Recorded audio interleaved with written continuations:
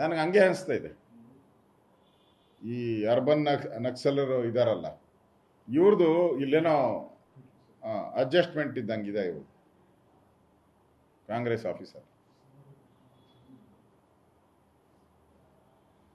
ಯಾಕಂದ್ರೆ ಈ ಅರ್ಬನ್ ನಕ್ಸಲರೆಲ್ಲ ಬೆಂಬಲ ಮಾಡ್ತಾರಲ್ಲ, ಅವ್ರಿಗೆ ದೇಶ ವಿರೋಧಿ ಚಟುವಟಿಕೆ ಮಾಡೋದೇ ಈ ನಕ್ಸಲ್ ಚಟುವಟಿಕೆ ಮುಖ್ಯ ಉದ್ದೇಶ.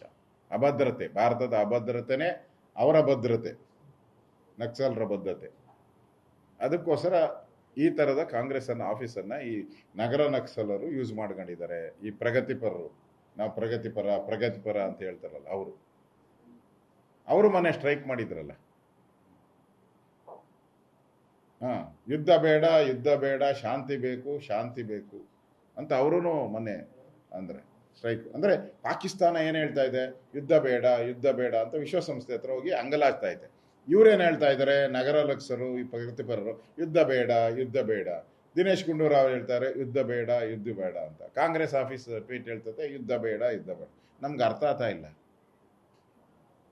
ಈ ಪಾಕಿಸ್ತಾನದವ್ರು ಏನು ಅಪೀಲ್ ಮಾಡ್ತಾ ಇದ್ದಾರೆ ಪ್ರಪಂಚಕ್ಕೆ, ಅದರ ಪರವಾಗಿ ಇವರು ಅಪೀಲ್ ಮಾಡ್ತಾ ಇದ್ದಾರಾ ಅಂತ. ಜೈಷೆ ಮೊಹಮ್ಮದ್ ಉಗ್ರ ಮಸೂದ್ ಅಜರ್ ಅವನ ಫ್ಯಾಮಿಲಿಯ 10 ಜನ ಈ ಏರ್ ಸ್ಟ್ರೈಕ್ ಅಲ್ಲಿ ಕೊಲ್ಲಲ್ಪಟ್ಟಿದ್ದಾರೆ.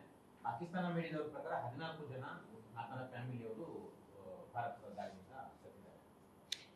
ಅಲ್ಲ ಸರಿ, ನಾನು ನಿಮ್ಮನ್ನು ಕೇಳ್ತಾ ಇದ್ದೀನಿ, ನಿಮ್ಮ ಚಾನೆಲ್ ಅವ್ರನ್ನ ಸಾಕ್ಷಿ ಕೊಡಿ ಅಂದ್ರೆ ಕಾಂಗ್ರೆಸ್ ಅವ್ರು ಕೇಳ್ತಾ ಇದ್ದಾರೆ.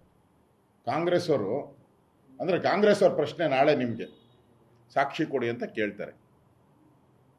ಅಲ್ಲಿ ಪಾಕಿಸ್ತಾನದ ಪತ್ರಿಕೆ ಎಲ್ಲ ನಾನು ನೋಡಿದೆ, ನಿಮ್ಮ ಚಾನೆಲ್ಗಳಲ್ಲಿ ಬಂದಿದ್ದು, ಅವರೇ ಎಲ್ಲೆಲ್ಲಿ ಬಿದ್ದಿದೆ ಅವರೇ ವಿಡಿಯೋ ಮಾಡ್ತಾ ಇದ್ದಾರೆ. ಪಾಕಿಸ್ತಾನದ ಪ್ರಜೆಗಳ ವಿಡಿಯೋ ಮಾಡ್ತಾ ಇದ್ದಾರೆ, ಅವರೇ ವಿಡಿಯೋ ಮಾಡಿ ಅವರೇ ಅಪ್ಲೋಡ್ ಮಾಡ್ತಾ ಇದ್ದಾರೆ ಎಲ್ಲ ಚಾನೆಲ್ಗಳಿಗೆ.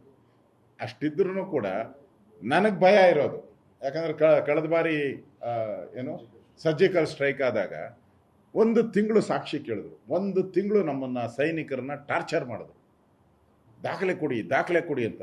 ಪಾಪ ನಮ್ಮ ಸೈನಿಕರು ಅವರ ಮಾನಸಿಕ ಸ್ಥಿತಿಯನ್ನು ಮೊನ್ನೆ ಹೈಕೋರ್ಟು ಸುಪ್ರೀಂ ಕೋರ್ಟ್ ಹೇಳಿದೆಯಲ್ಲ, ಏನು ಸೈನಿಕರ ಮಾನಸಿಕ ಸ್ಥಿತಿಯನ್ನು ಕಡಿಮೆ ಮಾಡಬೇಕು ಅಂತ ನೀವು ಅಪೀಲ್ ಆಗ್ತಾ ಇದ್ದೀರಾ ಅಂತ ಕೇಳಿದ್ದಾರೆ.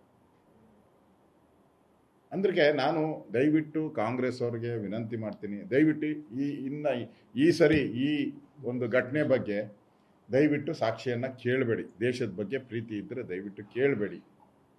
ಎಲ್ಲ ಕೂಡ ಮಾಧ್ಯಮದಲ್ಲಿ ತೋರಿಸ್ಬಿಟ್ಟಿದ್ದಾರೆ. ದಯವಿಟ್ಟು ಸಾಕ್ಷಿಯನ್ನು ಕೇಳಬೇಡಿ. ಆ ಟ್ವೀಟ್ ಮಾಡಿದ್ರೆ ನಿಮ್ಮ ಈ ಟ್ವೀಟ್ನ ತಗೊಂಡೋಗಿ ಅಲ್ಲಿ ಪಾಕಿಸ್ತಾನದವರು ಅದನ್ನು ರೀಟ್ವೀಟ್ ಮಾಡ್ತಾರೆ. ಅದು ಹೆಂಗೆ ಗೊತ್ತಿಲ್ಲ. ಇಲ್ಲಿ ಈ ನಗರ ನಕ್ಸಲರು ಇಲ್ಲ ಅದಲ್ಲ, ಇಮಿಡಿಯೇಟಾಗಿ ಅಲ್ಲಿಗೆ ಟ್ರಾನ್ಸ್ಫರ್ ಮಾಡ್ಬಿಡ್ತಾರೆ. ಈ ಪ್ರಗತಿಪರರು ಇಮಿಡಿಯೇಟಾಗಿ ಅಲ್ಲಿ ಇರ್ತಾರೆ. ಇವ್ರು ಮಾಡಿದ್ನ ಅಲ್ಲಿ ಮಿನಿಸ್ಟ್ರುಗಳು ರೀಟ್ವೀಟ್ ಮಾಡ್ತಾರಪ್ಪ ಕಾಂಗ್ರೆಸ್ದು. ಅದು ಹಿಂಗೆ ನನಗೆ ಅರ್ಥನೇ ಆಗ್ತಾ ಇರೋವಂಥ ಸಬ್ಜೆಕ್ಟ್ ಇದು. ಮನೆ ಇವರು ಸಿದ್ದರಾಮಯ್ಯನವ್ರು ಹೇಳಿದ್ದು ರೀಟ್ವೀಟ್ ಆಗೋಯ್ತು ಅಲ್ಲಿ ಇಮಿಡಿಯೇಟಾಗಿ, ಎಲ್ಲ ಚಾನಲಲ್ಲೂ ಬಂದ್ಬಿಡ್ತು. ಭಾರತದಲ್ಲಿ ಒಮ್ಮತ ಇಲ್ಲ ಅಂತ ಹೇಳಿ. ಅಂದರೆ ಇಷ್ಟು ಫಾಸ್ಟಾಗಿ ಯಾರು ಕಳಿಸ್ಕೊಡ್ತಾ ಇದ್ದಾರೆ ಅವ್ರಿಗೆ?